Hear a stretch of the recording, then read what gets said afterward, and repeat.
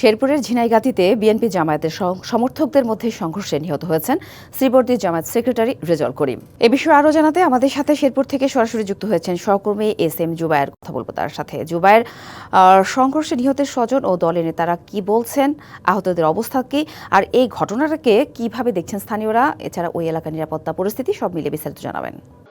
সাথী, গতকাল দুপুরে শেরপুরের ঝিনাইগাতীতে নির্বাচনী ইশতেহার পাঠ অনুষ্ঠানে চেয়ারে বসাকে কেন্দ্র করে যে সংঘর্ষ শুরু হয়েছিল, সেই সংঘর্ষ কিন্তু গত রাত ৮টার পর পর্যন্ত চলে। তাতে করে ঝিনাইগাতী রণক্ষেত্রে পরিণত হয় এবং তাতে যারা আহত হয়েছিলেন ২০০ শতাধিক মানুষ, তার মধ্যে বেশ কয়েকজনের অবস্থা অতিরিক্ত গুরুতর ছিল, যাদেরকে ময়মনসিংহ মেডিকেল কলেজ হাসপাতালে পাঠানো হয়।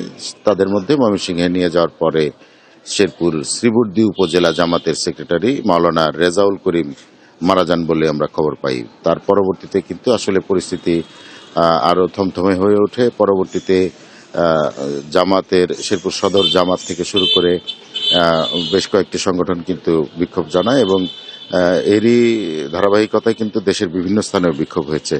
আমরা আসলে জামাতের সাথে কথা বলেছি গত রাতে, যে শেরপুর ৩ আসনের জামাত মনোনীত প্রার্থী নুরুজ্জামান বাদল, তিনি সংবাদ সম্মেলন করে এর তীব্র নিন্দা জানিয়েছেন এবং বিদেশ থেকে দেশে রেমিটেন্সের টাকা আসে নিরাপদে, তাই আজই আপনার আপনজনকে বলে রাখুন রেমিটেন্সের টাকা যেন শুধু নগদেই পাঠায়।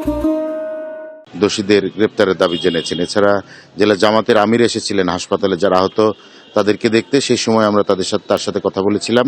তখন তিনি জানিয়েছেন যে তারা ২৪ ঘন্টার মধ্যে দোষীদের গ্রেপ্তার দেখতে চান এবং আইন শৃঙ্খলা পরিস্থিতির উন্নতি দেখতে চান, নইলে তারা আসলে সামনে নির্বাচন কতটা সুষ্ঠু হবে সেটা নিয়ে শঙ্কা জানিয়েছেন।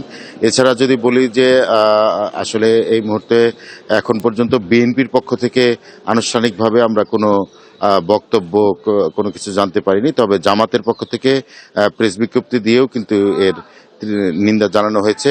এখন পর্যন্ত যে মারা গেছেন তার মরদেহ ময়মনসিংহ মেডিকেল কলেজ হাসপাতালে মর্গে রাখা হয়েছে।